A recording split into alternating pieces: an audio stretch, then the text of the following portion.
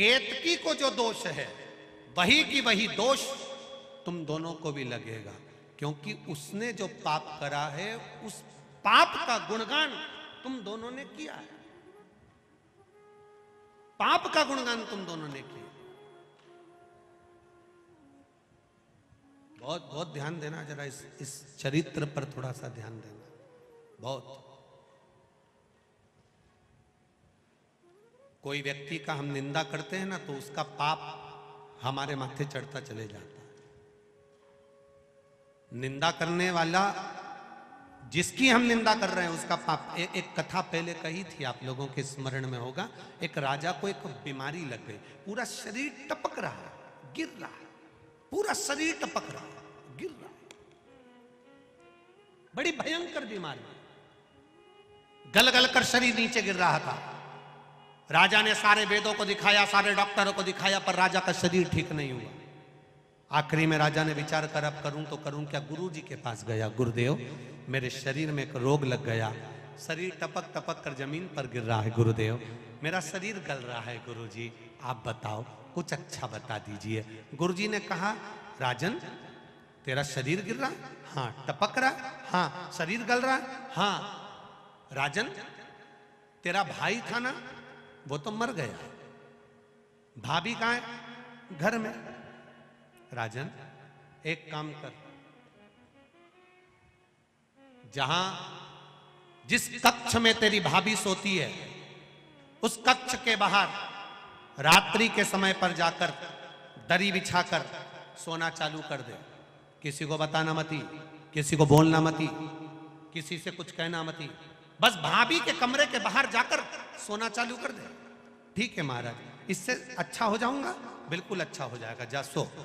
अब गुरु जो बताता है बड़ा विचित्र बताता है। दुनिया के लोगों को भले लगता है क्या शंकर जी को जल चढ़ाने से ऐसा हो सकता है, क्या बेलपत्र चढ़ाने से ऐसा हो सकता है, क्या धतूरा चढ़ाने से ऐसा हो सकता है, क्या शहद चढ़ाने से ऐसा हो सकता है, क्या चावल का दाना चढ़ाने से ऐसा हो सकता है, क्या शंकर जी के मंदिर में सफाई करने से, शिव जी के मंदिर को धो देने से शंकर के मंदिर को साफ कर गया, उसके मर गया, उसके कमरे में जाकर सोता है। भाई मर गया और राजा भाभी के कमरे में जाकर सो रहा है। एक दासी ने दूसरी से कहा, दूसरी ने तीसरी से कहा, तीसरी ने चौथी से कहा, चौथी ने पांचवी से कहा। बात पूरे नगर में फैल गई। लोग राजा को गालियां देने लगे, अपशब्द कहने लगे, ताना देने लगे, आड़ा टेढ़ा कहने लगे, कोसने लगे, खूब अपशब्द कहने लगे। राजा धीरे धीरे धीरे धीरे राजा का शरीर अच्छा होते चले गया, राजा का शरीर ठीक होते होते चला गया। राजा एक नारियल लेकर, श्रीफल लेकर गुरु जी के पास पहुंच गया। गुरु जी किसी डॉक्टर की दवाई नहीं लगी, किसी वेद की औषधि नहीं लगी, केवल भाभी के कमरे के बाहर सोने से मेरी बीमारी ठीक हो गई। कैसे हो गई? गुरु जी ने कहा, राजा तेरा पाप बहुत बढ़ गया था, उस पाप को समाप्त करने के लिए तेरी निंदा करवाना प्रारंभ करी, तेरी बुराई करवाना प्रारंभ करी। दुनिया के लोगों ने जब तुझे गाली देना चालू करा, अपशब्द कहना चालू करा, बुराई करना चालू करा, निंदा करना चालू करा, तो तेरा रोग, तेरी बीमारी अपने आप समाप्त हो गई। तेरा रोग मिट गया, तेरी बीमारी समाप्त। तुम देखना, अपने अपने घरों में देखना, बहू का घुटना दुख है, बहू की कमर दुख है, बहू की पीठ दुख है, बहू का सिर दुख है, बहू का हाथ दुख है, बहू का पांव दुख है, और 70 साल 80 साल की डोकरी का कुछ नहीं दुख है।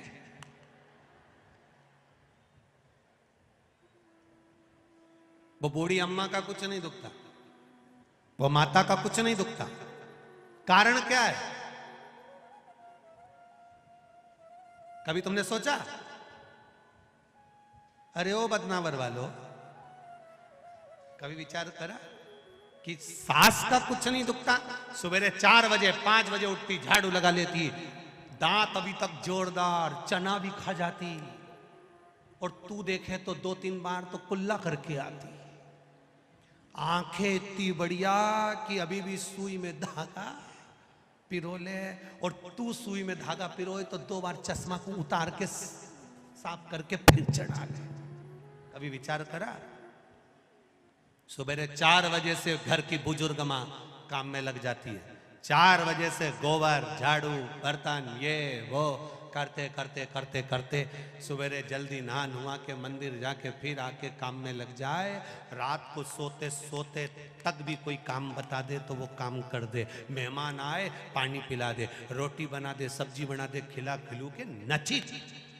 और तेरे शरीर में कष्ट, बहू का हाथ दुखे, पांव दुखे, सिर दुखे, कमर दुखे। कभी विचार करा कि बूढ़ी माँ को कुछ नहीं होता और तुझे क्यों होता? उसका कारण केवल एक ही है, घर की बहू मायके में जाकर सास की इतनी बुराई करती, इतनी बुराई करती, इतनी बुराई करती कि सास एकदम जोरदार होती चली जाती है। सास बीमारी नहीं होती क्योंकि बुराई करते करते करते करते उसके पूरे रोग, पूरी बीमारी समाप्त। इसलिए सास होन आज भी एकदम ओल्ड इज गोल्ड, आज भी जोरदार। अब मेरा बहुओं से निवेदन है, सास को जल्दी निपटाना है तो बुराई बिल्कुल मत करो। तुम जितनी जितनी बुराई करोगे ना, सास उतनी जोरदार खजूर वाली चोटी बना के, हार वार पहन के, झामर झुमका पहन के चलेगी। और तुम बुराई करना बंद कर दोगे तो सास भी धीरे धीरे धीरे धीरे धीरे धीरे फिर पलंग पे मिलेगी। अगर तुम जितनी बुराई करोगे उतनी वो रसोई घर में मिलेगी। जल्दी निपटाना है तो बुराई करना मत करो। क्यों करूंगा? शिव पुराण कह रही है, हम किसी की बुराई करते, हम किसी की निंदा करते, हम किसी की चुगली करते, हम किसी का अपशब्द कहते हैं। केवड़े ने और चंपा ने केतकी के फूल की बुराई करी, और वो बुराई करी, इतनी करी, इतनी करी, इतनी करी, इतनी करी कि शंकर जी ने कह दिया इसका पाप इसके माथे चढ़ जाए, ये भी पापी कहलाएगा, इसको भी दोष लगेगा, इसको भी चढ़ाने वाला दोष ग्रसित होगा। केवल उसका पाप इसके माथे चढ़ जाए।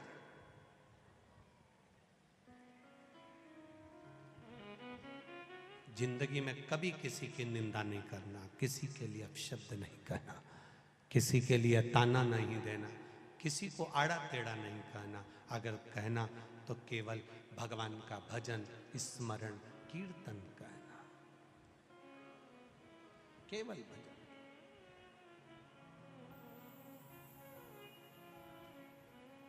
उसकी भक्ति, उसका स्मरण, उसका मंत्र जाप, उसका कीर्तन। और उसकी भक्ति में जितना रम सकते हो, उसके भजन में जितना रम सकते हो उतना। महाराज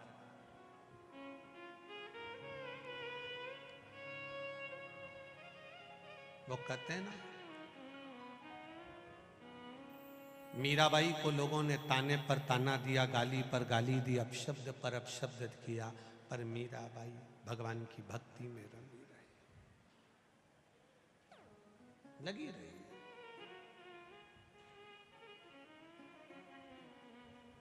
मीरा भगवान की अविरल भक्ति में लगी। भगवान शंकर का संवाद कर रहा है, चंपा ने, केवड़े ने, दोनों ने खूब निंदा करी, और निंदा करने के कारण इन दोनों को भी वही दोष लगा जो केतकी को लगा।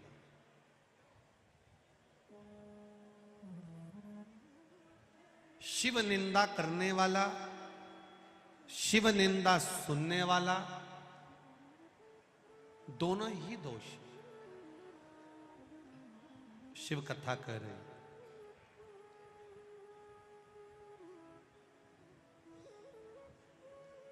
भगवान पर भरोसा करोगे तो तर जाओगे, दुनिया पर भरोसा करोगे तो एक ना एक दिन खड्डे में डूब के मर जाओगे। परमात्मा पर करा गया भरोसा, परमात्मा पर करा गया विश्वास आपको तार देता, डूबने नहीं देता, वो तार देगा।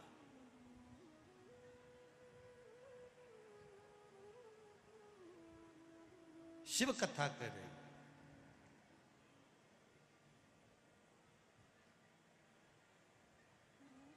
जिस पुष्प में सुगंध नहीं थी,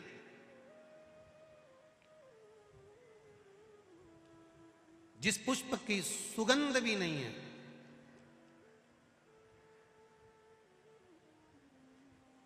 और जहर भी बहुत भरा हुआ है, कोई गंध नहीं उसमें, कोई सुगंध नहीं उसमें,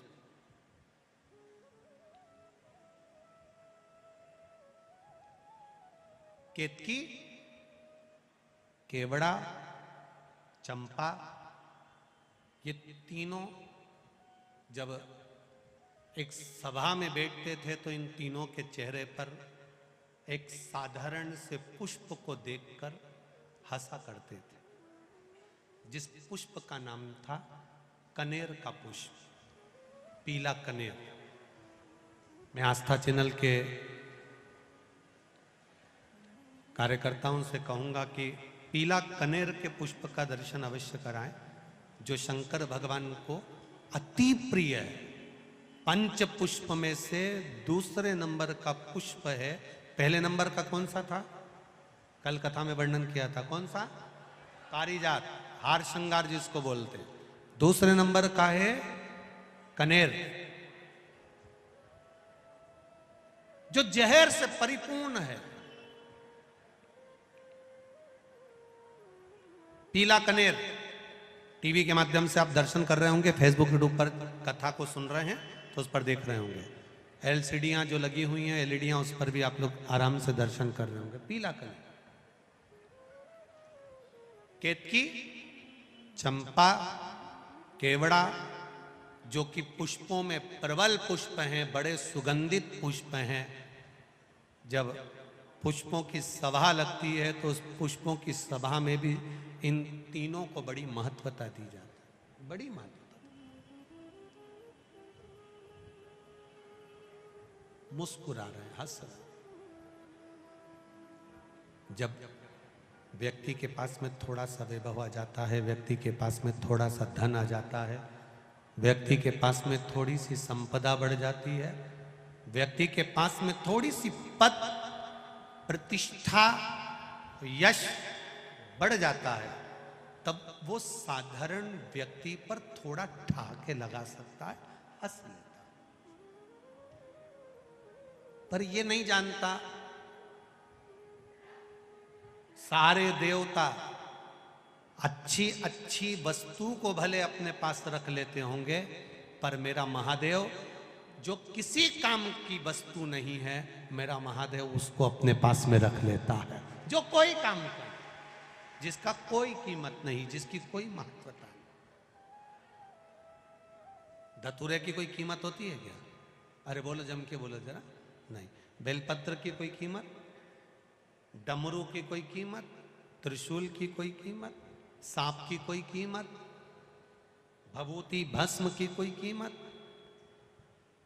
मुंडमाला की कोई कीमत, जिसकी कोई कीमत ही नहीं है, जिसको दुनिया ने नकार दिया, जिसको दुनिया ने धक्के मार कर निकाल दिया। शिव महापुराण की कथा कहती है,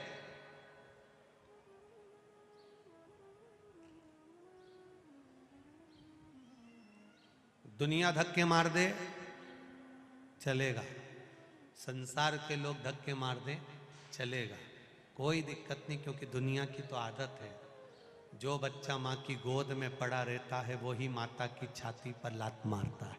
ये तो रीति है, ये नियम है। जो माँ की गोद में पड़ा हुआ है वही माता की गोद में लात चलाता है, माता की छाती पर लात मारता है। बाल्यावस्था में ये हमें सीख देता है। संसार के लोग धक्का मार सकते हैं, संसार के लोग अपशब्द कह सकते हैं, संसार के लोग ताना दे सकते हैं, संसार के लोग आपको गाली दे सकते हैं, संसार के लोग आप पर उंगली उठा सकते हैं, पर यदि तहसील बदनावर, जिला धार कहीं बैठे हो तो हाथ हिलाइएगा। कहीं बैठे हो तो अपने आप ही हैं, दोनों हाथ हिला दो एक बार। हाँ ऐसे।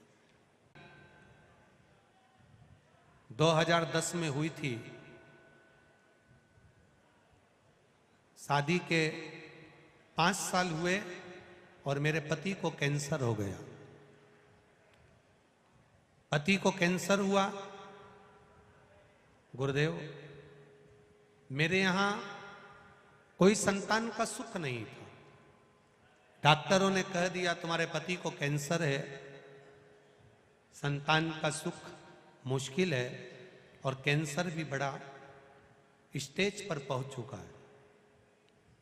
गुरुदेव कैंसर भी ठीक नहीं हो रहा था और संतान का सुख भी नहीं था। 2010 में शादी हो गई। 12 साल हो गए गुरुजी। 2015 में कैंसर हुआ, बढ़ता गया बढ़ता गया बढ़ता गया, संतान का सुख भी नहीं था। तब टीवी पर कथा सुनना प्रारंभ करा और टीवी के सामने ही बैठकर भिलाई छत्तीसगढ़ में जो कथा चल रही थी उस कथा को सुन रहे थे। पति ने कहा, सियोर वाला महाराज कहता है शंकर पर विश्वास रखकर जल चढ़ाओ और रोग का निवारण भी होगा और मन का मनवांचित फल भी प्राप्त होगा। मैंने कहा सारे डॉक्टरों को दिखा लिया, इतने साल हो गए संतान नहीं है, 12 साल हो गए संतान का सुख नहीं, 10-12 साल हो रहे हैं, अब क्या सुख? और आपको भी कैंसर है, डॉक्टर भी कह रहे हैं कि नहीं हो सकता। पति ने कहा, सियोर वाला महाराज कह रहा है सफेद आंकड़े की जड़ का प्रयोग पशुपतिनाथ का व्रत एक बार करते हैं, दोनों मिलके करते हैं। गुरुजी दोनों ने पशुपति व्रत प्रारंभ किया। सफेद आंकड़े की जड़ का प्रयोग कमर में तुमरुका जी का नाम लेकर बांधा। बाबा से मैं 2 प्रार्थना करती थी, बाबा एक इनका कैंसर ठीक कर दो, लास्ट स्टेज का बताया है, और मेरी गोदी भर दो, इतना ही बस मांगने आई हूं। गुरुजी लोग हंसते थे, एक बार जिसको कैंसर हो गया क्या ठीक होगा? और जिसको 10-12 साल शादी के हो गए क्या औलाद होगी? पर बाबा आज इस पंडाल में मैं दोनों को लेकर आई हूं, मेरा पति भी ठीक है और मेरी गोदी में मेरा बेटा है, मैं दोनों को लेकर। बेटा है साथ में, लिया लिया लिया जल्दी लाओ।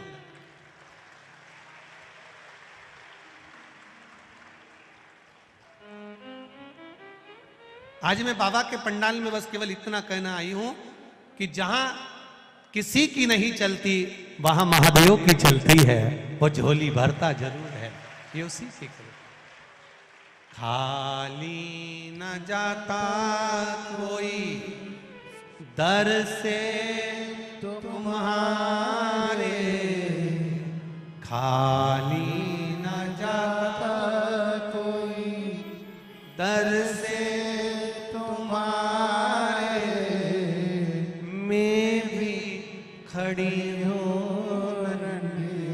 बाहर पसारे, मैं भी खड़ा हूँ बाहर पसारे, अपने हृदय से लगा लो लगा लो, गिरा जा रहा हूँ उठा लो उठा, प्रभु अपने दर से अब तो न टालो, गिरी जा रही हो उठा लो उठा लो।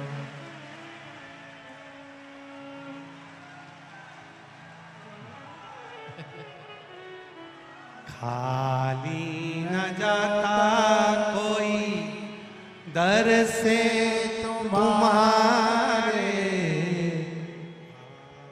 खाली न जाता कोई दर से तुम्हारे मैं भी खड़ा हूँ नन्ही। रोइए नहीं, बिल्कुल रोना बंद कर दो। अब रोना नहीं, अब तो बाबा के चरणों में है। रोना बंद। जब भी कथा में आओ ना तो रोना बंद कर दो। अब तो बाबा ने झोली भी भर दी और पति को भी ठीक कर दिया, अब क्या रोना।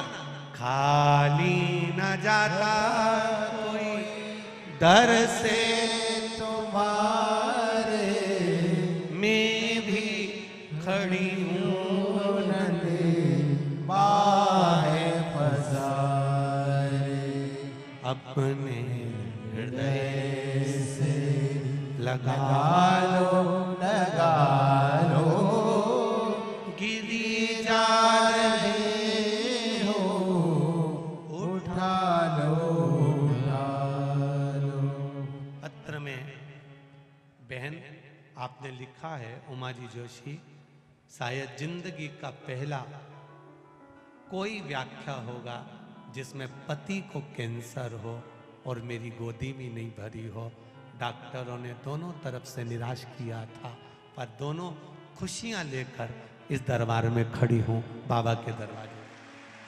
ये कृपा शिव की, उसके बिना कोई कृपा नहीं कर सकता।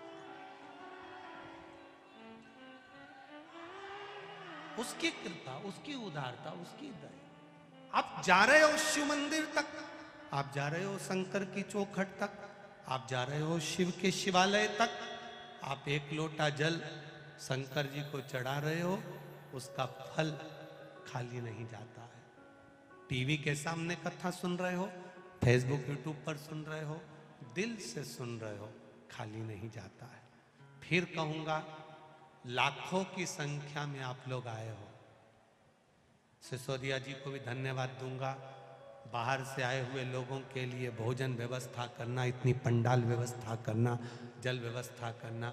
शरद जी आपको बहुत बहुत साधुवाद है, आपकी टीम को साधुवाद। लाखों की संख्या में आए हो, लाखों की संख्या। जो विश्वास लेकर आए हो, जो भरोसा लेकर आए हो, ना जाने इतने सारे शहर छोड़कर, बड़े बड़े नगर छोड़कर ये शिव महापुराण ये जंगल में क्यों पहुंची, ये तो हमको भी नहीं मालूम, पर विश्वास कहता है कि कुछ आपकी झोली भरने के लिए आई होगी, कुछ कृपा करने के लिए आई होगी, हमको भी नहीं। पूरे कोटेश्वर के आसपास देखो तो कोई मकान नहीं मिलेगा, कोई घर नहीं मिलेगा, जंगल ही जंगल है। इस जंगल में इतना मंगल हो जाना, ये शिव के सिवा कुछ नहीं हो सकता। बहुत दूर दूर से आप लोग गाड़ियां भरा भरा कर लेकर आ रहे हो। 5 दिन की कथा है। दिल से सुन ली, 3 महीने में वो क्या देगा, 3 महीने भी जाने दो। उज्जैन की कथा में तुम्हारा पत्र रखा मिलेगा, ये मेरा विश्वास करता है, ये मेरा भरोसा करता है, विश्वास। जिसने दिल से सुनी है, जिसने भरोसे से सुनी है, जिसने दृढ़ता से सुनी, छल से नहीं, दिखावे से नहीं। छल और दिखावा तो होना ही नहीं। अब दिल से सुनो, जहां मिल जाए।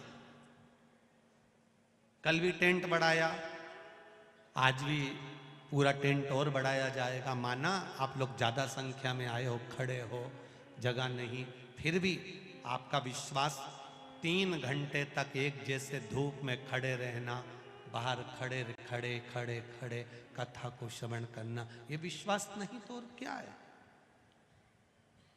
कनेर विशेला है, कनेर का फूल सुगंध नहीं है, कनेर के पुष्प में कोई सुगंध नहीं, कोई तत्व नहीं पड़ा है।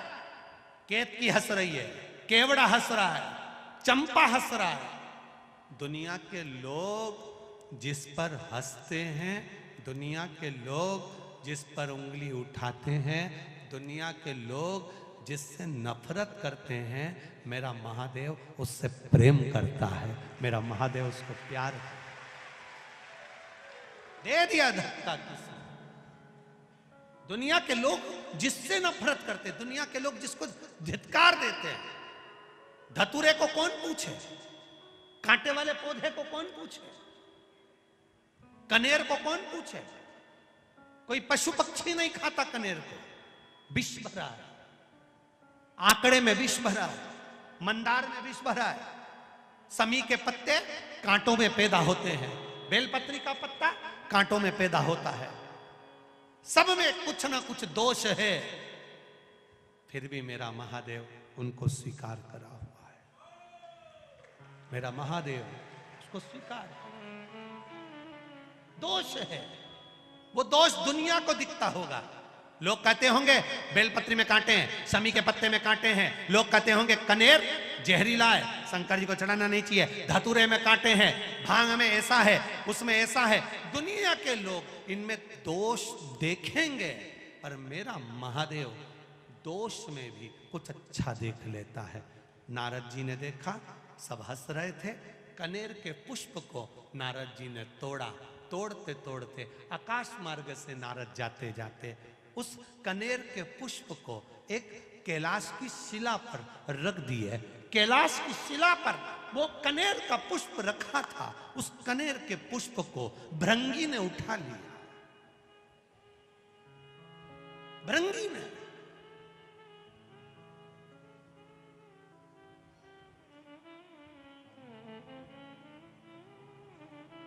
और भृंगी उस कनेर के पुष्प को उठा लेता। श्रृंगी ने देखा कि भृंगी ने कनेर का पुष्प उठाया। श्रृंगी ने आवाज लगाकर कहा, भृंगी क्या कर रहे हो? भृंगी कह रहे हैं, मैं जब महादेव से मिलकर आया था तो महादेव के आज चरणों में कोई पुष्प नहीं था। देवादिदेव महादेव के श्रृंगार में कोई पुष्प नहीं था। श्रृंगी ने कहा, यह पुष्प में सुगंध नहीं है, इसीलिए इसको कोई देवता स्वीकार नहीं करते। भृंगी ने कहा, शमशान की राख मनुष्य के कपड़े पर लग जाती है तो मुर्दा जलाकर आने के बाद नहाना पड़ता है। वो शमशान की राख महादेव पर चढ़ जाती है तो वो भी पैकेट में बंद होकर लाखों की बिक जाती है। शमशान की राख मनुष्य के कपड़े पर लग जाए तो उसको शमशान से आकर नहाना पड़ता है। वो शमशान की राख महादेव पर चढ़ जाए तो वो भस्मी बन जाती है। शरीर पर महादेव के लगने के बाद चपटी भभूत में है खजाना कुबेर का, उसकी भस्म से भी कुबेर का खजाना झड़ता है। तो ये कनेर भी कुबेर के खजाने से कम नहीं होगा, मेरा विश्वास कहता है। ये मेरा विश्वास कहता है। भृंगी ने कनेर का पुष्प उठाया, ले गया। श्रृंगी दुमदुबी बजा रहा है।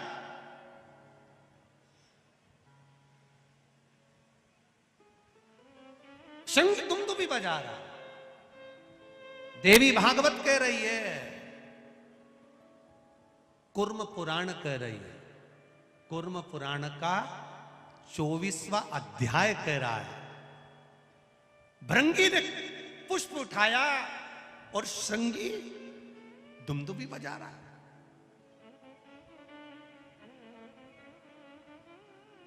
दुमदुबी, अब जैसी दुमदुबी बजना चालू हुई तो पूरे कैलाश में चर्चा हो गई। ऐसा लग रहा है कि कुछ जरूर हुआ है। इतनी दुमदुबी बज रही तो जरूर कुछ हुआ है। अब हुआ क्या है पता करो। माता पार्वती जी ने गणेश जी को भेजा, माता पार्वती जी ने कार्तिकेय को भेजा। माता पार्वती जी ने जब गणेश कार्तिकेय को भेजा तो गणेश जी महाराज ने अपनी सूंड में जल भरकर ऊपर की ओर फेंका। देवताओं को लगा जरूर कोई बात है।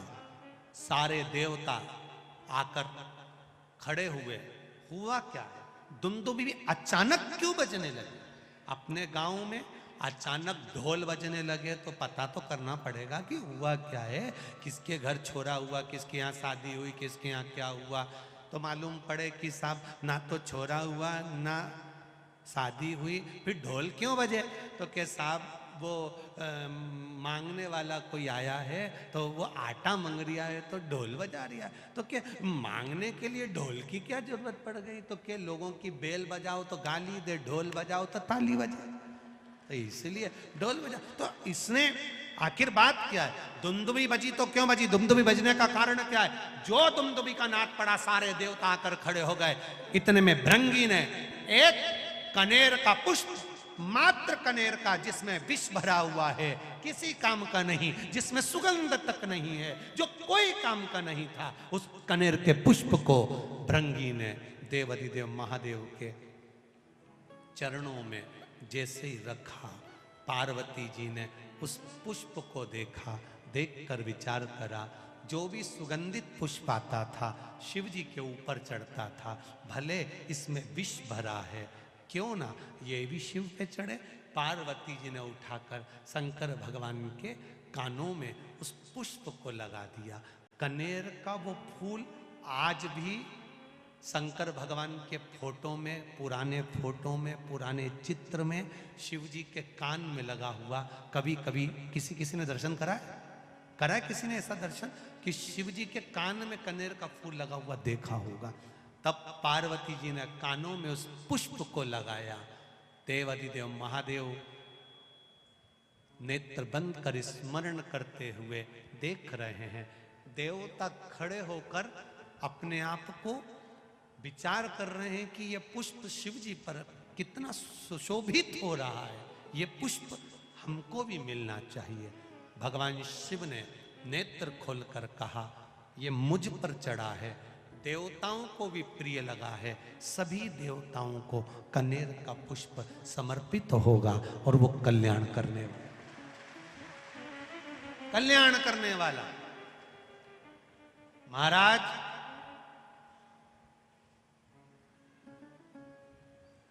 जहां पर पति और पत्नी के संबंध बेकार हो जाते हैं, विवाद हो जाता है, अदालत में बात पहुंच जाती है, परिवार वालों पर दहेज का केस चालू हो जाता है, कहीं ना कहीं किसी ना किसी रूप में कार्रवाई चालू हो जाती है, पति पत्नी में वापिस प्रेम को बढ़ाया जाए। उस प्रेम को बढ़ाने के लिए शंकर भगवान का समझ लीजिए, शिवलिंग, कनेर के पुष्प की माला, काई के पुष्प की, कनेर का वो पीला जो फूल होता है, आप टीवी पर दर्शन कर रहे होंगे, कनेर के पुष्प की माला, जो ऊपर जलाधारी लगी है, जिस जलाधारी में से बूंद बूंद पानी गिरता है, ये शंकर भगवान की 5 बेटियों का स्थान है। कौन कौन सी बेटी? नाम ले, जया,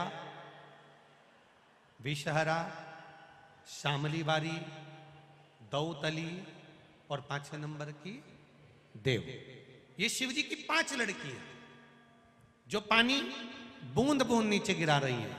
शंकर भगवान की बेटियों के स्थान से शंकर भगवान की जो ये जलाधारी है, जलाधारी अशोक सुंदरी वाला स्थान, ये जो जलाधारी है, बेटियों के स्थान से जलाधारी तक जो कनेर के माला बनाकर स्पर्श कर कर लगा देता है, शिवरात्रि के दिन प्रदोष काल के समय पर उस पति पत्नी में कितना भी झगड़ा हो रहा हो, आपस में प्रेम बनना प्रारंभ हो जाता है। अदालत का केस धीरे धीरे समाप्त होने लगता है। अदालती कार्रवाई, यहां तक कहा गया कनेर का पुष्प, भाई भाई में विवाद हो रहा हो, जमीन के लिए विवाद हो रहा हो, किसी प्रॉपर्टी के लिए विवाद हो रहा हो, या किसी अन्य विवाद में पड़े हुए हो, या तुम्हारे दुश्मन बढ़ रहे हो, तो भी कनेर का पुष्प शिव को समर्पित किया जाता है। कनेर का पुष्प सुख प्रदान करना, आनंद देना, जिसको कोई ना पाए उसको मेरा महादेव पाए। महाराज, खाली ना जाता कोई दर से तुम्हारे, मैं भी खड़ा हूं नन्ही पाए। परमात्मा की अविरल कृपा हम जैसे जीवों पर होती ही है। और सबसे मूल है अविरल भक्ति को प्राप्त करना। कि तेरी कृपा बिना ना हिले एक भी अणु, लेते हैं श्वास तेरी कृपा से तनु तनु।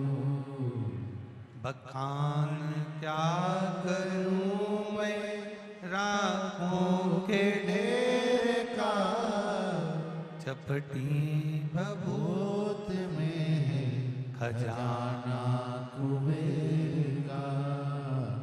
हे गंगाधार मुक्ति द्वार ओमकार तू, भोले ओमकार तू।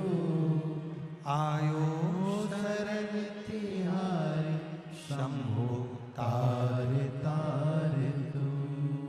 हम जब अविरल भक्ति की ओर बढ़ते हैं और भक्ति का यदि एक अंश भी हमारे भीतर अगर प्रकट हो जाता है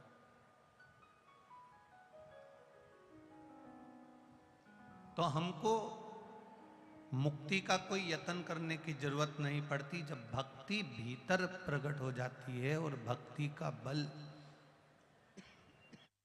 बढ़ जाता है तो देवाधिदेव महादेव खुद मुक्ति देने के लिए हमारे पास पहुंच जाते हैं। हमको मुक्ति का यत्न करने की जरूरत नहीं पड़ती।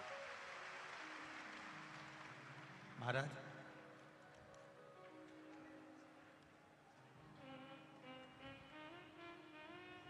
आप कहां जा रहे हैं?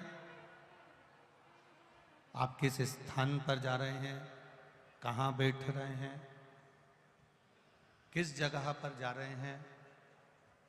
आपका शरीर कहां पहुंच रहा है उसकी मूलता नहीं है। ये चित्त, ये आत्मा, ये मन सही जगह पहुंच रहा है कि नहीं पहुंच रहा, वो मूल है।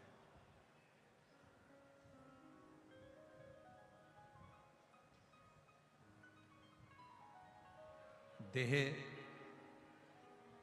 इस शरीर से हम कमाते बहुत हैं, एकाग्रित भी कर लेते हैं, पर अगर देह कमाते कमाते कमाते कमाते कमाते कमाते अगर खराब हो गई, देह अगर बेकार हो गई, देह में अगर कोई रोग लग गया, तो जिस धन को कमाकर हमने एकाग्रित किया वो धन एक क्षण में इस शरीर के रोग को मिटाने में लग जाता है, क्षण भर में। एक बात आप लोगों से कहना चाहेंगे, इस तपती हुई गर्मी में, धूप में, सुबेरे 7-7, 6-6 बजे से आप लोग यहां पर आकर बैठे हो।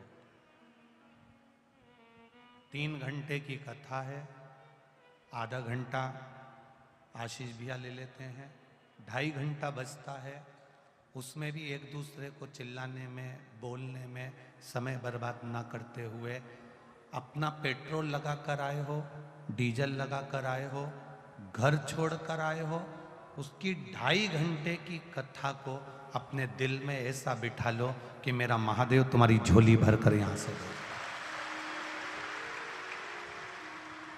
और बीच बीच में जितने भी लोग इधर उधर खंबे में या कहीं खड़े हैं, किसी को देखने में परेशानी हो रही है तो आप बैठ जाओ, ठीक है, आप लोग अपने स्थान पर बैठ जाओ।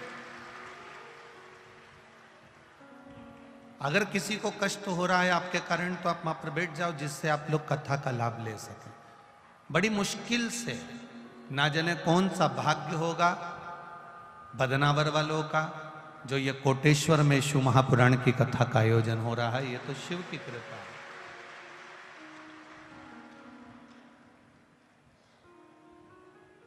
बड़ी कृपा बाबा ने करी है, देवाधिदेव महादेव ने करी है, भगवान शिव ने करी है, तो उसका लाभ आप अपने जीवन में लीजिए और अपने जीवन को धन्य बनाने का प्रयास करिए। शिव कथा कर रही है। ब्रह्मा जी ने सृष्टि की रचना करी है।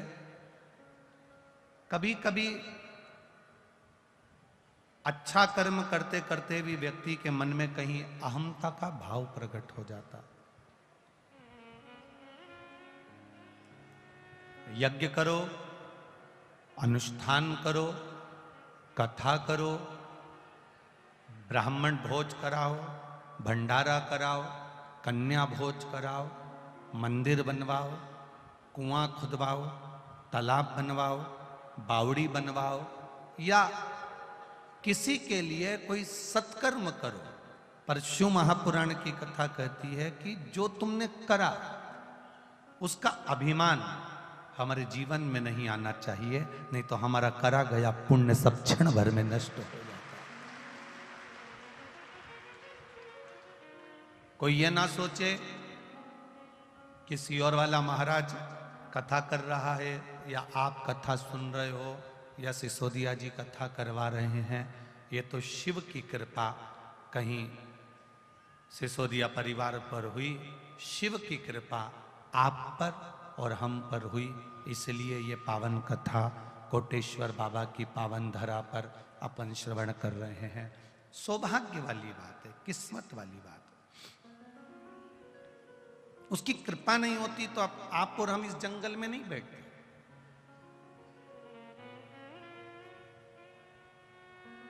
अब अपना घर छोड़कर, अपना परिवार छोड़कर, अपना कुल छोड़कर, अपने परिवार को छोड़कर, बच्चों को छोड़कर, पूरे परिवार को छोड़कर आप यहाँ जंगल में आकर कोटेश्वर की पावन धरा पर बैठे हो, तो कुछ तो शिव जी की कृपा होगी, शंकर जी की उदारता होगी। बगीचे में जो फूल अच्छा होता है उसी को तोड़ा जाता है। जो फूल दिखने में भी अच्छा ना हो, जिस फूल में सुगंध भी ना हो, जो फूल किसी काम का नहीं है, जिस फूल की कोई महत्वता नहीं, जिस फूल की कोई आनंदता नहीं, उस फूल को कोई नहीं तोड़ता। जब आपको जो फूल अच्छा लगता है आप उसे तोड़कर अपने पास रखते हो, उसी तरह संपूर्ण पृथ्वी, संपूर्ण भूमंडल, ब्रह्मा ब्रह्म लोक में रहते हैं, भगवान विष्णु वैकुंठ लोक में रहते हैं, इंद्र लोक में रहते हैं, और मेरे देव अधिदेव महादेव इस मृत्यु लोक में रहते हैं। मृत्यु लोक में भगवान शिव को जो अच्छा लगता है, मेरा महादेव उसको पकड़कर अपना बना लेता है। वो पुष्प उसका।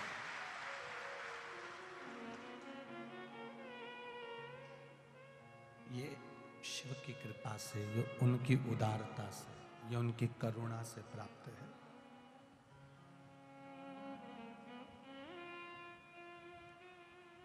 कभी जीवन में देवाधिदेव महादेव को एक लोटा अगर जल चढ़ाया है, शिव जी के मंदिर तक आप गए हैं, शिवालय तक आप गए हैं, शंकर भगवान की चौखट तक आप गए हैं, तो शिव ने आपको थामा है, पकड़ा है, उसने थामा।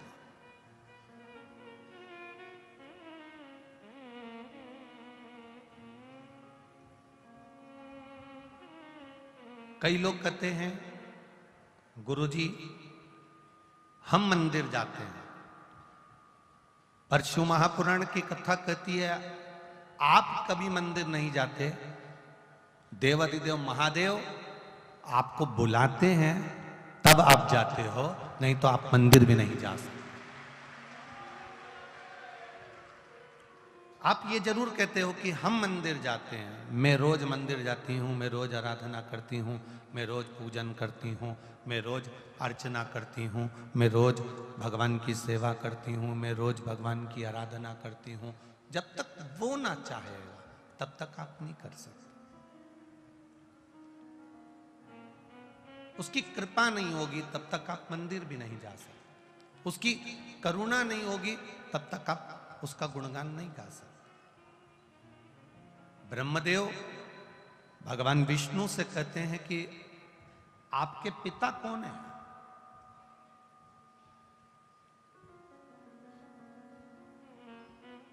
भगवान नारायण के मुख से निकल जाता है कि मेरे पिता वो देव अधिदेव महादेव है,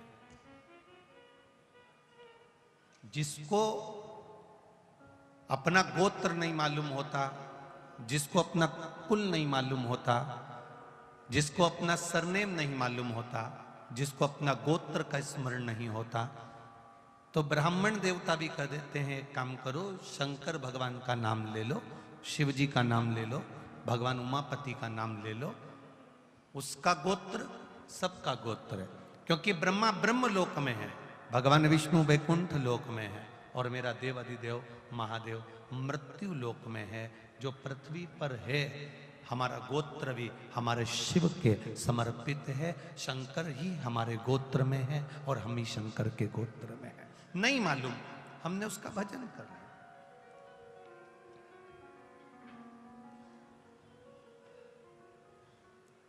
अर्जुन से हमको एक बात सीखना चाहिए। अर्जुन का एक निर्णय सबसे प्रबल निर्णय था, और अर्जुन ने सबसे बड़ा अगर कोई निर्णय लिया था तो वो एक निर्णय लिया था कि मुझे कृष्ण चाहिए, कृष्ण मेरे हो जाए। ये अर्जुन का निर्णय था।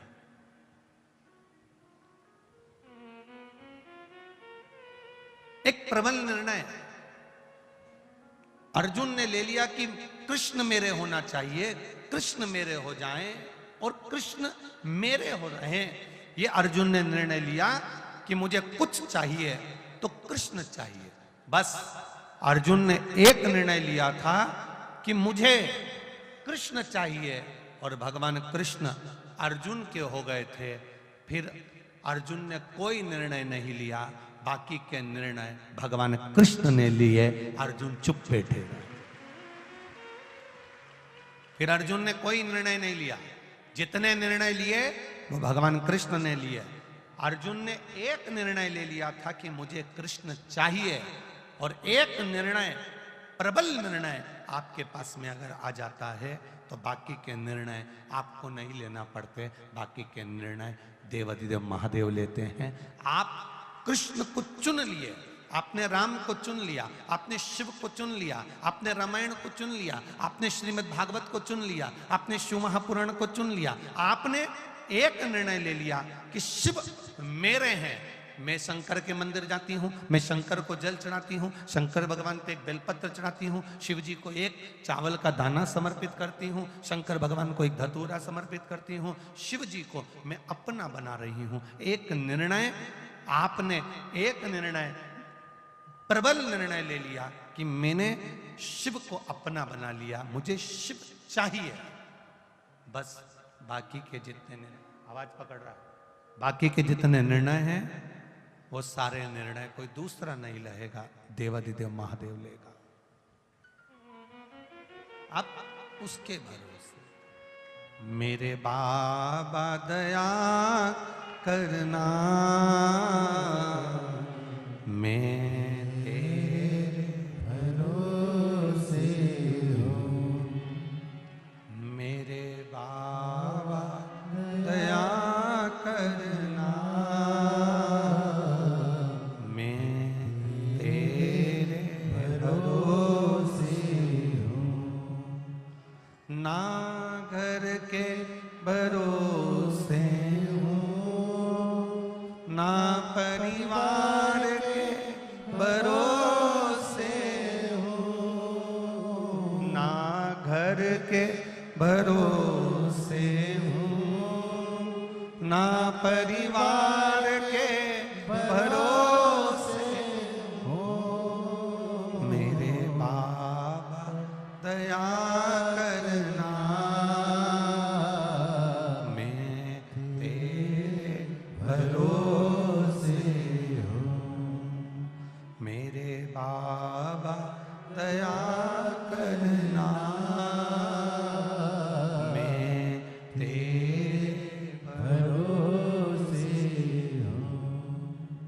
आपने चुन लिया देवाधिदेव महादेव को, आपने चुन लिया भगवान शिव को, फिर आपने निर्णय ले लिया कि शिव के मंदिर जाना है, शंकर की आराधना करना है, शिव तत्व को जानना है, फिर शंकर निर्णय करेंगे कि आपका करना क्या है।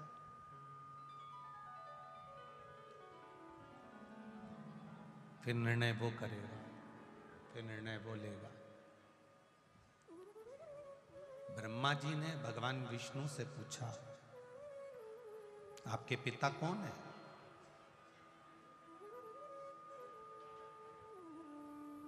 कहा,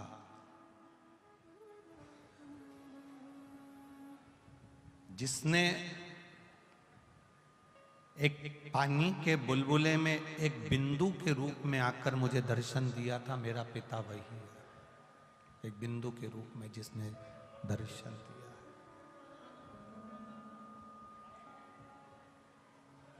बिंदु के रूप में।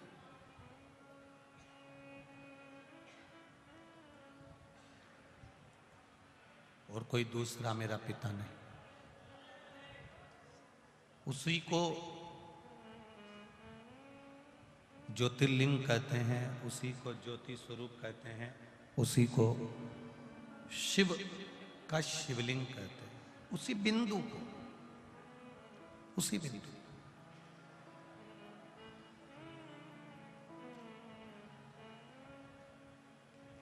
अब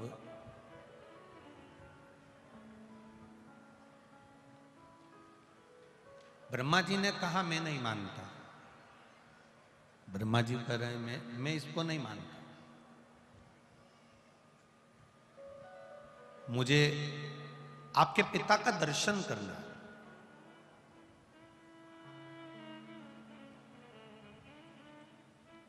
भगवान विष्णु ने कहा चलो, सर्वस्व वही विराजमान है, कण कण में वही बैठा हुआ है, चप्पे चप्पे में वही बैठा हुआ है, हर जगह पर वही बैठा हुआ है। करो दर्शन, चलो मैं करा देता हूं। एक विशाल पर्वत को ब्रह्मा और विष्णु ने घुमाना प्रारंभ करा।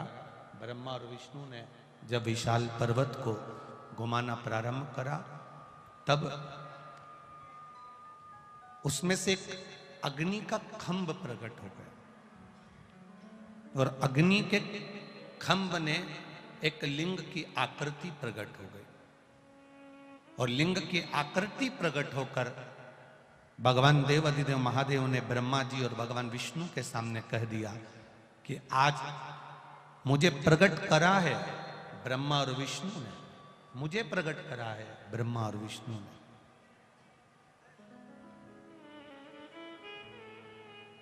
ब्रह्मा, मैंने ही भगवान विष्णु को प्रकट करा है। भगवान विष्णु की नाभि से कमल के पुष्प के ऊपर आप प्रकट हुए हो, और यह संपूर्ण संसार की रचना आपने करी है। तब ब्रह्मदेव के मन में एक भाव जागृत हो गया कि जो शिवलिंग प्रकट हुआ है, इसका चरण कहाँ है? जो शिवलिंग प्रकट हुआ है, इसके मुख कहाँ है? शिवलिंग प्रकट हुआ, इसका सिर कहाँ है? तो उसको ढूंढने का प्रयास करा।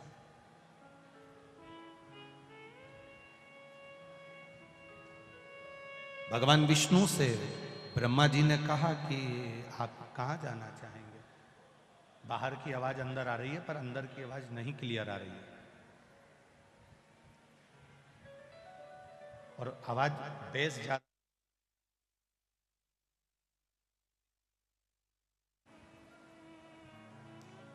भगवान ब्रह्मदेव भगवान विष्णु से कहे,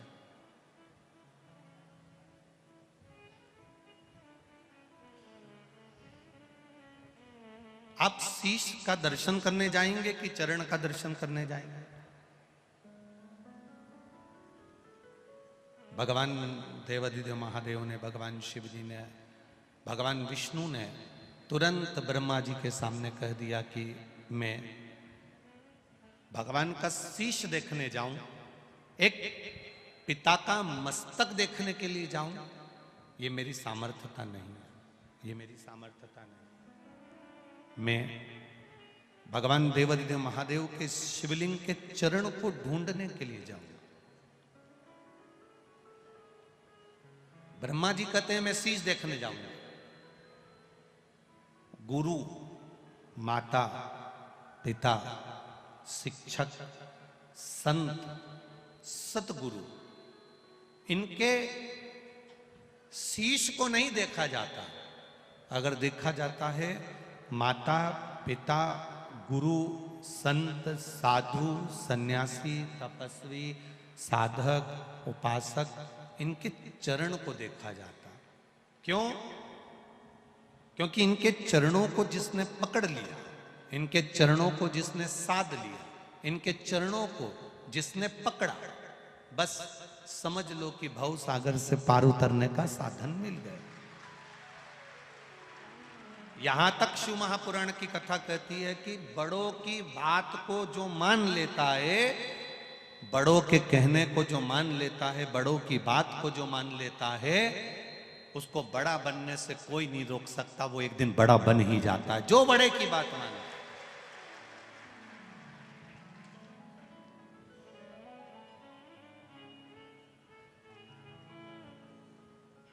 कई बहुओं की आदत रहती है, सास की बात उन्हें बुरी लगती है, ससुर की बात उन्हें बुरी लगती है, घर के बुजुर्ग की बात उन्हें बुरी लगती है, पड़ोसन ने कुछ कहा अच्छी लगेगी, मौसी सास ने कहा अच्छी लगेगी, मामा ससुर ने कहा अच्छी लगेगी, फूफा सास ससुर ने कहा अच्छी लगेगी, दूसरा कह रहा है ना अच्छी लगेगी, पर वही बात अगर सास कहे तो बुरी लगेगी।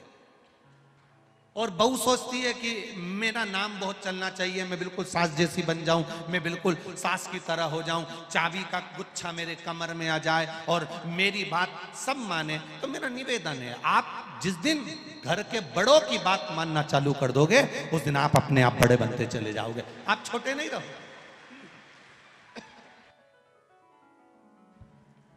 आप छोटे नहीं रहोगे, आप बड़े बनते चले जाओगे, बड़े की ओर, उन्नति की ओर बढ़ते जाओगे।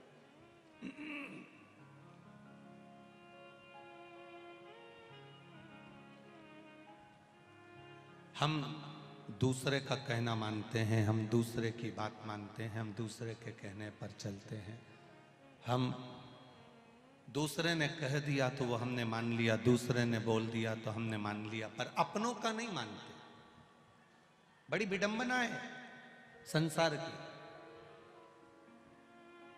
बहुत बड़ी विडंबना। वृद्धाश्रम में जाते हैं, वृद्ध लोगों को रोटी खिलाते हैं, वृद्धाश्रम में जाते हैं, केला खिला देते हैं, वृद्धाश्रम में जाते हैं, बुजुर्गों के पास बैठ जाते हैं, वृद्धाश्रम में जाते हैं, बुढ़े लोगों के पास, बुजुर्गों के पास बैठकर उनसे बातें करते हैं, वृद्धाश्रम में जाते हैं, खूब अच्छे अच्छे फोटो खिंचवाते हैं, वृद्धाश्रम में जाते हैं, खाना खिलाते हुए फोटो खिंचवाते हैं, वृद्धाश्रम में जाते हैं, फल देते हुए फोटो खिंचवाते हैं, वृद्धाश्रम में जाते हैं, उनके पलंग पर बैठकर उनसे बात करते हुए फोटो खिंचवाते हैं। शिव पुराण थोड़ी सी उल्टी है इस मामले में। मेरे देवादिदेव महादेव का चरित्र थोड़ा अलग है। मेरा देवादिदेव महादेव कहते हैं वृद्धाश्रम में जाकर बूढ़े को, बुजुर्गों को भोजन करा रहे हो, वृद्धाश्रम में जाकर केले खिला रहे हो, वृद्धाश्रम में जाकर उनके पलंग पर बैठकर उनसे बात करते हुए फोटो खिंचवा रहे हो, और अपने व्हाट्सएप पर, अपने स्टेटस पर, अपने फेसबुक पर, अपने यूट्यूब पर, अपने गूगल पर, अपने इंस्टाग्राम पर डाल रहे हो। जरूरी यह है कि वृद्धाश्रम के बुजुर्ग के पास जाने से पहले घर में जो बुजुर्ग है उसके पास 15 मिनट बैठना सीख जाओ, तो आपका जिंदगी संवर जाए।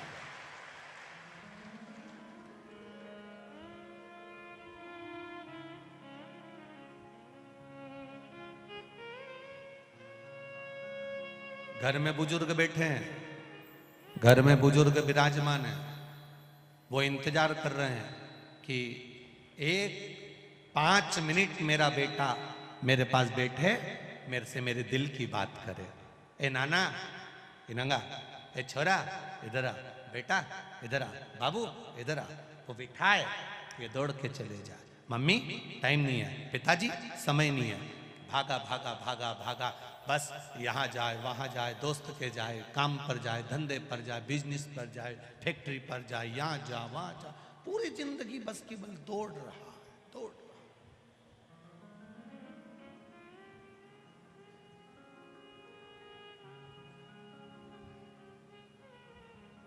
प्रत्येक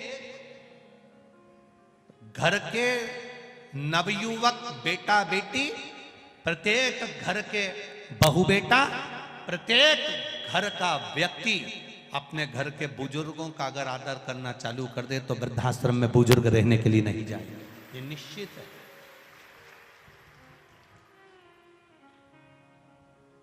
दूर के ढोल, फिर लोग कहते हैं सियोर वाला महाराज मालवा में फिर ताने देना चालू कर देता है। अब तुम सोचो जरा, विचार करिएगा जरा, अपने भीतर उतारिएगा।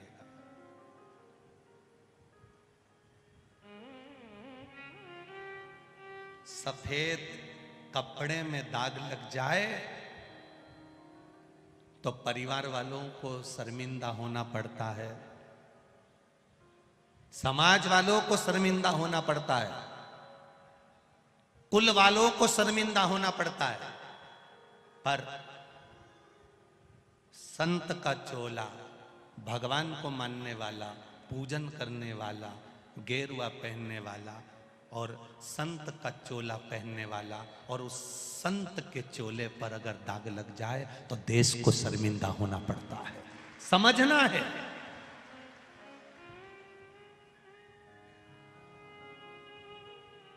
कल कथा में कहा था ढोंग की जिंदगी जीने से अच्छा है, बोलो बोलो जम के बोलो, ढंग की जिंदगी जीना चालू कर दो, तुम्हें ढोंग की जिंदगी जीने की जरूरत नहीं पड़ेगी।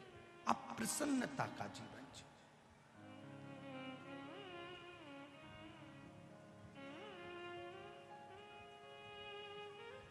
हम भगवान का भजन कर रहे हैं, हम भगवान का कीर्तन कर रहे हैं, हम भगवान का मंत्र जाप कर रहे हैं, हम भगवान का स्मरण कर रहे हैं, 4-4 घंटा बैठकर हम भगवान का पूजन कर रहे हैं, इसके बाद भी भगवान हम पर प्रसन्न क्यों नहीं होता? कारण क्या है? क्योंकि हमने शरीर से परमात्मा को बुलाना चाहा, परमात्मा को पाना चाहा, पर मन से नहीं बुला पाए। मीरा ने मन से परमात्मा को बुलाया था, नरसिंह मेहता जी ने मन से भगवान को बुलाया था। नरसिंह जी तो सांवरिया सेठ का भजन करते थे, पर उनके भाई ने जब धक्का देकर निकाला, उनकी भाभी ने जब धक्का देकर निकाला तो नरसिंह जी सांवरिया जी के मंदिर जाना था, पहुंच गए थे शंकर जी के मंदिर में। शिव जी के मंदिर में शंकर के शिवलिंग को रात भर आंखों से आंसू बहा बहा कर निला रहे थे और रो रहे थे, मेरा कोई नहीं है, मेरा कोई नहीं है। जैसे एक मुर्दे को शमशान में छोड़कर आते हैं, घर पर आकर सब पूड़ी और सब्जी खाते हैं, चाय पीने वाले चाय पीते हैं, ऐसा कोई नहीं कि घर में मुर्दे को छोड़कर आने के बाद कोई घर का ऐसा व्यक्ति बता दो जिसने पूड़ी सब्जी नहीं खाई, चाय नहीं पी, पानी नहीं पिया, ऐसा कोई व्यक्ति नहीं है। आग लगा के आएंगे और अंदर आवाज दे देंगे, चाय देख लो चाय। आग लगा के आएंगे और पास वाले पड़ोसी मोहल्ले वाले रिश्तेदार पूड़ी सब्जी लाकर दे देंगे।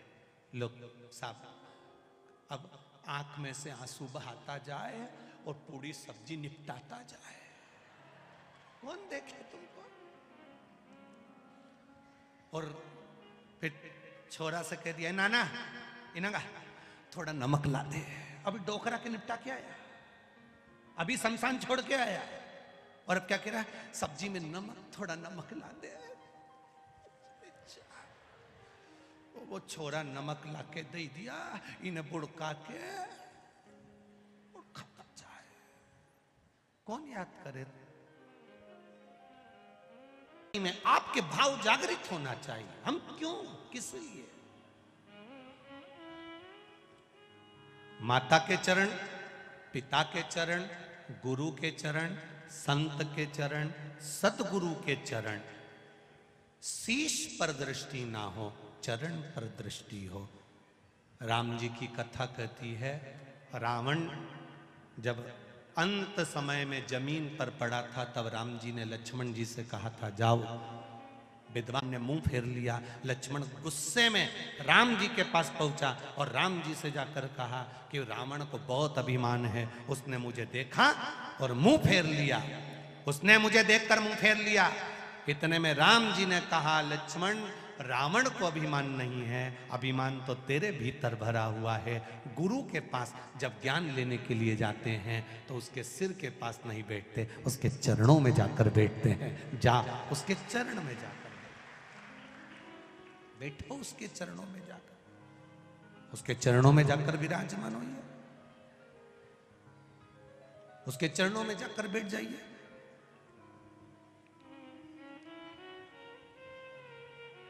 जमीन पर दरार पड़ती है तो पानी बारिश का गिरता है तो दरार को भर देता है।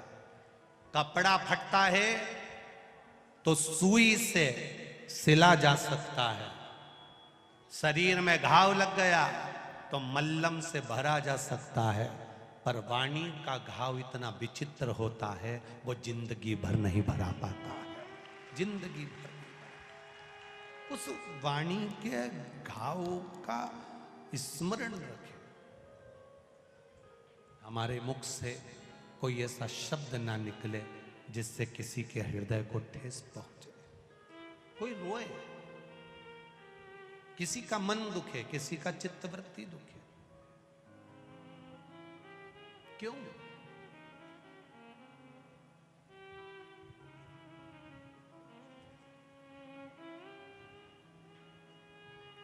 दो पुष्प ऐसे हैं जो भगवान शंकर को नहीं चढ़ाए जाते, एक केतकी, एक केवड़ा। और चंपा भी भगवान शंकर को चढ़ती है, पूरे साल नहीं चढ़ती, केवल भादों के महीने में चढ़ती है, उसके सिवाय नहीं चढ़ती। क्या कारण था? केतकी की कथा तो यहां पर शिव महापुराण में आ जाती है कि केतकी ने एक गलती कर दी थी। जब ब्रह्मा जी शंकर भगवान के शिवलिंग का दर्शन करने के लिए ऊपर जाते गए, शिवलिंग का छोर नहीं मिला, शीश नहीं मिला। ब्रह्मा जी गौ माता को लेकर आ गए, गाय चलो पृथ्वी पर चलकर भगवान विष्णु के सामने कह देना कि ब्रह्मा जी को छोर मिल गया। गौ माता ने कहा मैं झूठ क्यों बोलूं? ब्रह्मा जी ने कहा तुझे एक रोटी दिलाऊंगा, प्रत्येक घर से तुझे खाने को रोटी मिलेगी। एक रोटी के चक्कर में गौ माता ने झूठ बोल दिया भगवान विष्णु के सामने। केवल एक रोटी के लिए गाय झूठ नहीं बोल रही, एक रोटी के लिए संसार का मनुष्य भी झूठ बोलता है, दिन भर झूठ बोलता है, दिन भर। एक बार श्री हनुमान जी महाराज जब अयोध्या में राम जी का राज्य स्थापित हो गया, अयोध्या के राजा श्री राम बन गए, विराजमान हो गए। हनुमान जी घूमते रहते थे तो कपड़े की दुकान वालों ने हनुमान जी को रोक लिया। कपड़े वालों ने, किराने की दुकान वालों ने हनुमान जी को रोका, रोक कर पूछा क्यों रे हनुमान, तूने लंका कैसे जलाई थी? हनुमान जी ने कहा उनने मेरी पूंछ में कपड़ा बांधा, तेल डाला, आग लगाई, मैंने जला दी। रोज कपड़े वाले, किराने वाले हनुमान जी से रोज पूछते तूने लंका कैसे जलाई, लंका कैसे जलाई, लंका कैसे जलाई, हनुमान तूने लंका कैसे जलाई? हनुमान जी ने कहा उनने मेरी पूंछ में कपड़ा बांधा, तेल डाला, आग लगाई, मैंने जला दी। हनुमान ने कहा बस ऐसा? हाँ। किराने वाले, कपड़े वाले बोले एक बार जला के बता। हनुमान जी ने कहा बांधो कपड़ा। उन्होंने पूंछ में कपड़ा बांधा, तेल डाला, आग लगाई, हनुमान जी उन्हीं की दुकान में घुस गए, उन्हीं की दुकान पर। सारी किराने की दुकान, कपड़े की दुकान जितनी थी सब जल गई। सब दौड़कर राम जी के पास गए। राम जी के पास जाकर आवाज लगाई कि राम जी राजा बनकर बैठे हैं, अयोध्या के राजा राम के सामने हमारी दुकान जल रही है, हमारी दुकान में आग लग गई है, ये कैसे हो गया? हनुमान जी को बुलाया गया। हनुमान, तुम इतने चतुर होने के बाद, अष्ट सिद्धि नवनिधि के दाता असबरदीन जानकी माता, राम रसायन तुमरे पासा, तुम इतने चतुर होने के बाद तुमने इनकी दुकानों में आग क्यों लगा दी? हनुमान जी बोले, ये रोज कहते थे लंका कैसे जलाई, कैसे जलाई, कैसे जलाई। मैंने कहा कपड़ा बांधा था, तेल डाला था, आग लगाई, मैंने जलाई। इनने कहा जला के बता, हमने कहा लगा। इन्होंने तो तूने इनकी दुकान क्यों जलाई? तो हनुमान जी बोले, इनकी दुकान लंका से कम है क्या? 1 रुपए की चीज 10-10 रुपए में बेचे तो आग ऐसे ही लगाऊंगा, ये कम है? शिव कथा कह रही है, भगवान शंकर का संवाद कर रहा है, शिव महापुराण की कथा कह रही है, शिव तत्व कह रहा है, शंकर भगवान का चरित्र कह रहा है, शिव कथा कह रही है। एक रोटी के लिए गौ माता ने झूठ कह दिया, एक रोटी के। गाय कहती है कि मैं चलकर बोल दूंगी, पर मेरी वाणी पर विश्वास कौन करेगा? केतकी का फूल लगा था, ब्रह्मा जी ने तोड़ लिया। केतकी के फूल से कहा तू नीचे चलकर बोल देना, ब्रह्मा जी को भगवान शंकर का सिर मिल गया। केतकी का फूल बोला, मैं झूठ क्यों बोलूं? ब्रह्मा जी ने कहा मैं तुझे सुगंधित बना के रखूंगा, तू बहुत सुगंध में रहेगा, बहुत सुगंधित रहेगा। ठीक है। भगवान विष्णु से पूछा ब्रह्मा जी ने, आपको भगवान शंकर के चरण मिले हैं क्या? क्या भगवान शिव के चरण मिले? नहीं। भगवान नारायण ने एक बार सत्य कहा तो शंकर भगवान के शिवलिंग में से आवाज आई, भगवान विष्णु आज से तुम्हारा नाम सत्य नारायण होगा, क्योंकि तुम सत्य बोले। सत्य कहां है तुम? अब ब्रह्मा जी ने कहा कि भगवान विष्णु ने पूछा तुम्हें सिर मिला? हाँ। आकाशवाणी हुई, ये ब्रह्मा झूठ बोल रहे हैं। ब्रह्मा जी ने कहा ना मानो तो गौ माता से पूछो। गाय से पूछा, गौ माता क्या ब्रह्मा जी को भगवान शंकर का सिर मिला? गौ माता ने एक रोटी के चक्कर में झूठ बोल दिया तो शंकर भगवान प्रकट होकर बोले, गौ माता तू जगत की मां होकर झूठ बोलती है, तेरा पूरा शरीर पूजा जाएगा पर तेरा मुख अपूज्य माना जाएगा।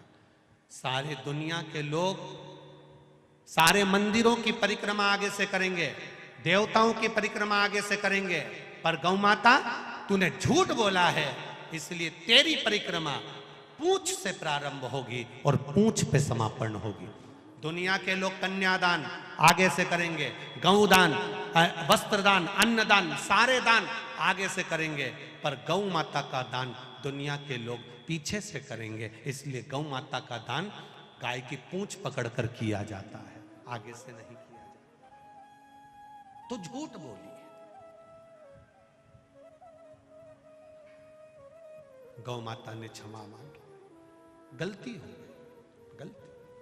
शिव क्षमा भी करती है।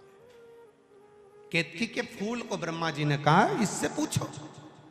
केतकी के फूल को भगवान विष्णु ने लिया और पूछा, बोल केतकी ब्रह्मा जी को सिर मिल गया? केतकी के पुष्प ने कहा हाँ ब्रह्मा जी को सिर मिल गया। देवाधिदेव महादेव प्रकट होकर कहते हैं, रे केतकी के पुष्प तूने देवाधिदेव महादेव के सामने झूठ बोला है, मैं तुझे श्राप देता हूं, सारे देवताओं पर चढ़ेगा पर देवाधिदेव महादेव पर कभी नहीं चढ़ेगा। अगर भूल से भी केतकी का फूल मुझ पर चढ़ गया तो 1000 गौ हत्या के बराबर दोष लग जाएगा। इसलिए केतकी का फूल शिव पर नहीं चढ़ता। तो झूठ बोला।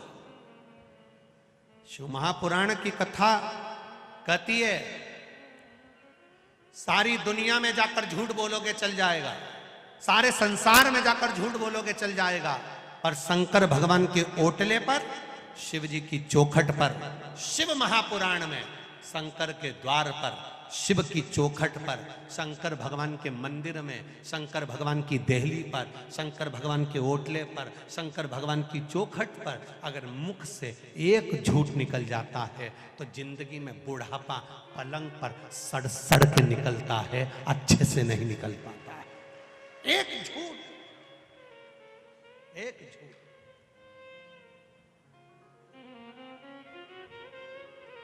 नरक पटक देता। आपका भजन, आपका विश्वास, आपकी श्रद्धा आपको वहां से निकालकर परमात्मा तक ले जा सकते। एक पत्र आया है, देखिए।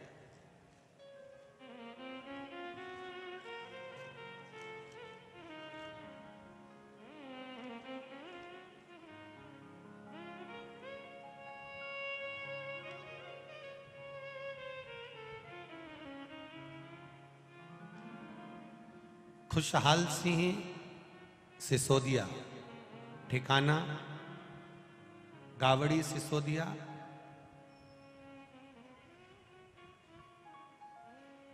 ठीक दाना गावड़ी सिसोदिया, तहसील बरनागर, जिला उज्जैन। कहीं बैठे हो तो हाथ हिलाइएगा। आप ही हैं, दोनों हाथे से हिला दो। श्री शिवाय नमस्तुभ्यम। गुरुजी 6 साल से पथरी की बीमारी थी। गर्भेडर में पथरी का बड़ा प्रभाव था, शरीर बिगड़ता चले गया, दर्द होता था। डॉक्टरों को दिखाते थे तो कहते थे कि इसका ऑपरेशन कराना पड़ेगा। 30 अप्रैल 2022 से मैंने शंकर भगवान की कथा आपके मुख से सुनी और शिव जी को जल चढ़ाना प्रारंभ करा। 6 साल से जो पथरी की बीमारी थी वो चलती जा रही थी और डॉक्टर ने कह दिया था पथरी भी बड़ी है। गुरुदेव शिव जी को जल चढ़ाता, आपने कहा एक बेलपत्री रोज खाओ, शरीर में अगर रोग है तो बेलपत्री का सेवन करो। शंकर जी को जल चढ़ाता, आचमन करता, बेलपत्री खाता।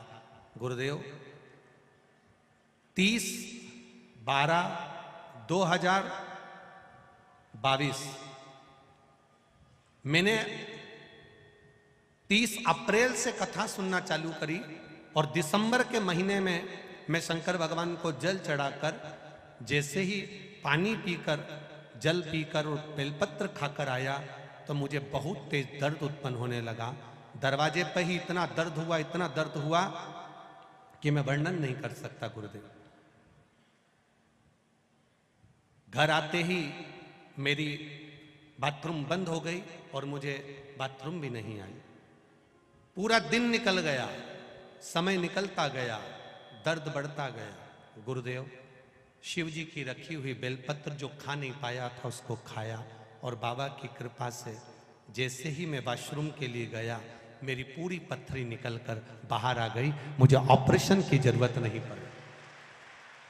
मैंने एक डब्बी में उस पथरी को भी भेजा है और मेरी पूरी जो जांच डॉक्टर ने करी है उसको भी मैंने पूरी जांच आप देख सकते हैं कैमरे के माध्यम से या आस्था चैनल के माध्यम से पूरी जांच उन भी लगाई है। और जो पथरी मेरी अपने आप निकली वो पथरी की डब्बी भी मैंने लगाई है। अब ठीक है बाबा? हर हर महादेव। बैठिए। श्री शिवाय नमस्तुभ्यम। बैठिए। शिव तत्व है औघड़ी। एक पत्र और बड़ा सुंदर है, देखिए।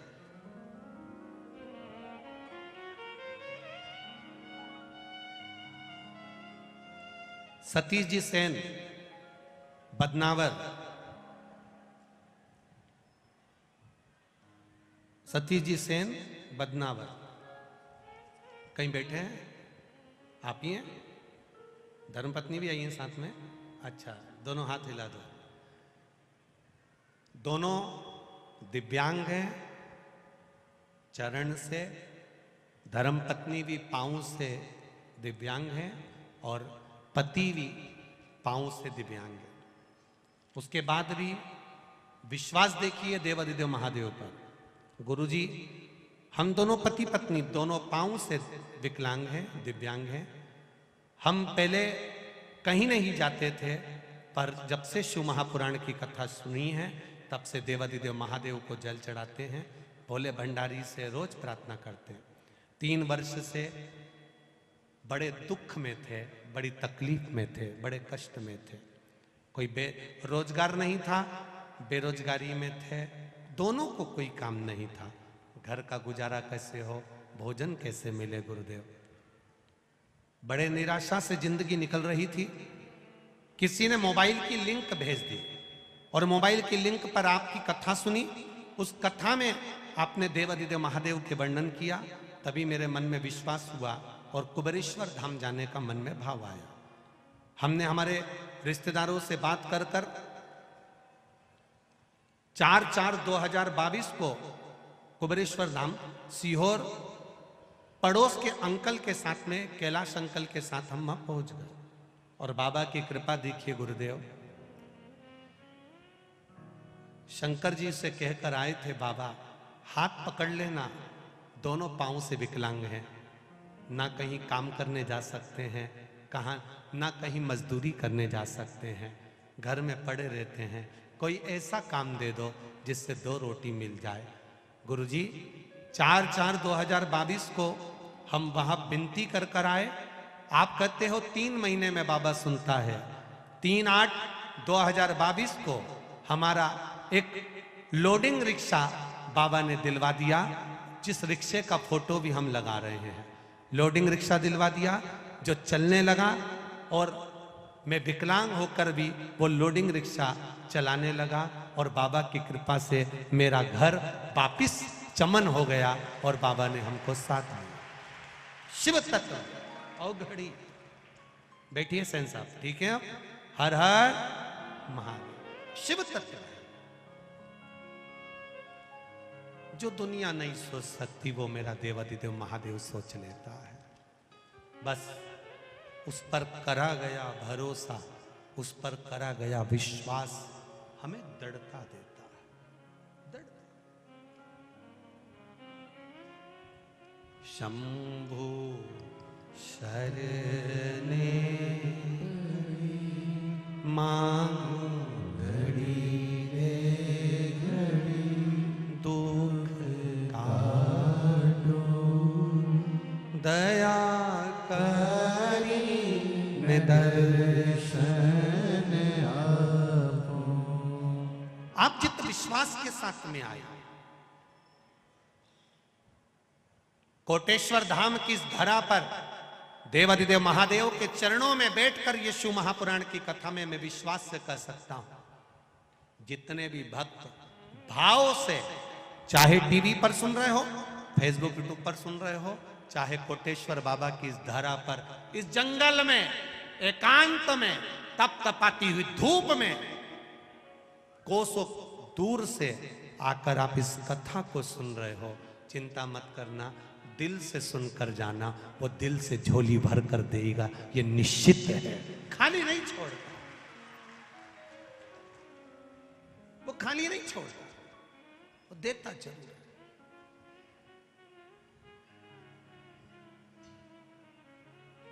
दिखावे से परे हो जाओ। कई लोग ताना देंगे, क्या रखा है शिव जी के पास जाने से, शंकर जी को जल चढ़ाने से क्या मिलता है, शंकर भगवान के मंदिर जाने से क्या मिलता है, शंकर जी का गुणगान करने से क्या मिलता है, शिव तत्व को पाने से क्या मिलता है। ये पत्र प्रतिदिन इतने पत्र आते हैं, ढेर लगा रहता है पत्रों का, सारे पत्र यहीं छूट जाते हैं। इन पत्रों में मोबाइल नंबर रहता है, एड्रेस रहता है, फोन नंबर रहता है। जिसके मन में संशय आता है वो इन पत्रों के माध्यम से उनके पास जाकर पूछ भी सकता है कि कहीं ये पत्र नकली तो नहीं है, कहीं ये पत्र गलत तो नहीं है। जाओ पूछो। बस निवेदन इतना है, ढोंग की जिंदगी में ना पड़ना, छल में ना पड़ना, अंधविश्वास में ना पड़ना, चमत्कारों के चक्कर में मत पड़ना। पढ़ना तो मेरे महादेव के चक्कर में पढ़ना, अपनी भक्ति के बल पर वो प्रकट होगा, भक्ति के बल।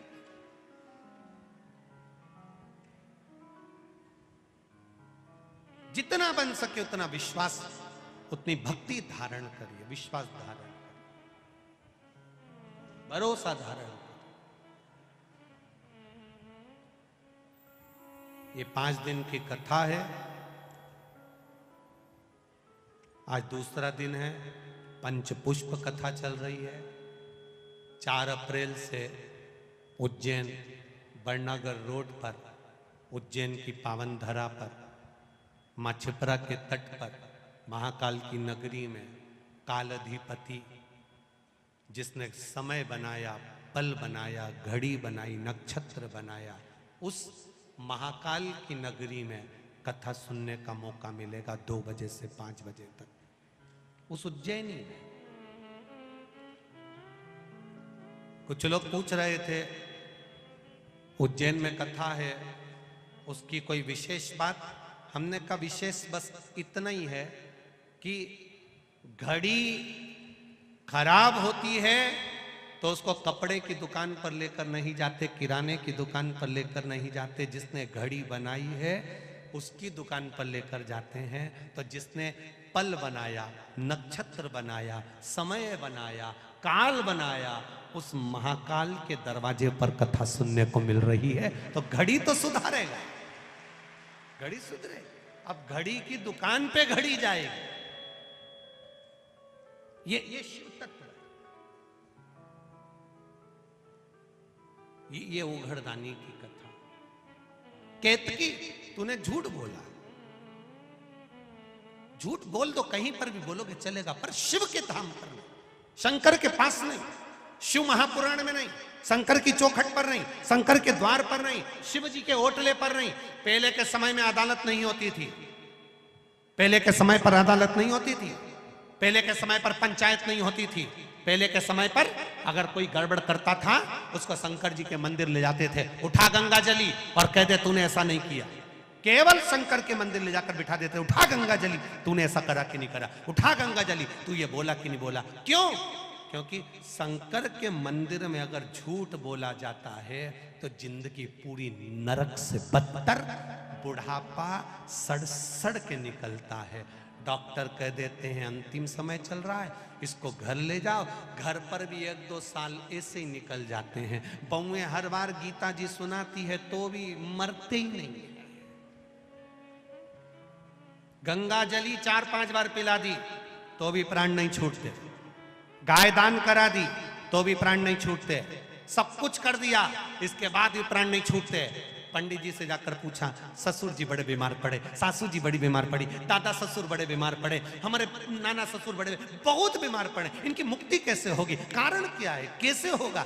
गीता जी सुना दी, मोक्ष कथा सुना दी, सब कुछ सुना दिया, पर मुक्ति नहीं। उसका कारण क्या है? केवल एक कारण है कि किसी शंकर के मंदिर के ओटले पर बैठकर गप्पे मारते मारते झूठ बोल दिया होगा। और झूठ की जो सजा है वो साधारण नहीं, वो सहज नहीं।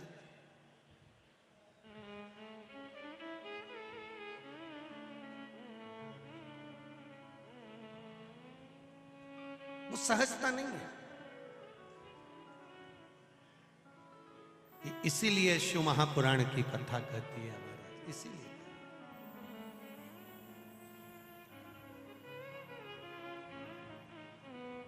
भगवान शंकर की अविरल भक्ति का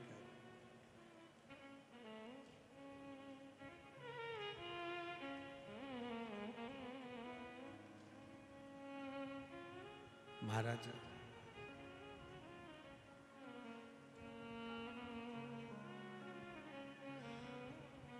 केतकी सारे देवताओं पर चढ़ेगी, शंकर पर कभी नहीं चढ़ेगी।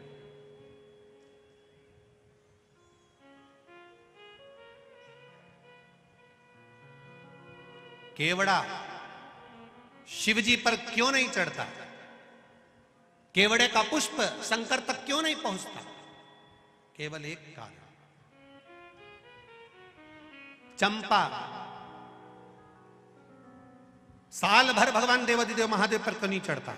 केवल भादो का महीना, केवल एक भद्रपद, बाकी का समय नहीं।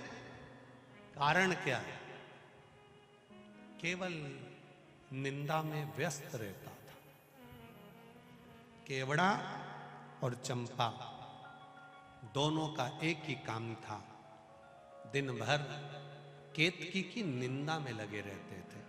आप सबसे एक निवेदन है, कोई गलती करे, कोई गलत काम करे, उसने करने वाले ने कर दिया, हम क्यों उसकी निंदा करें, हम क्यों उसके लिए अपशब्द बोलें, हम क्यों आड़ा टेढ़ा बोले।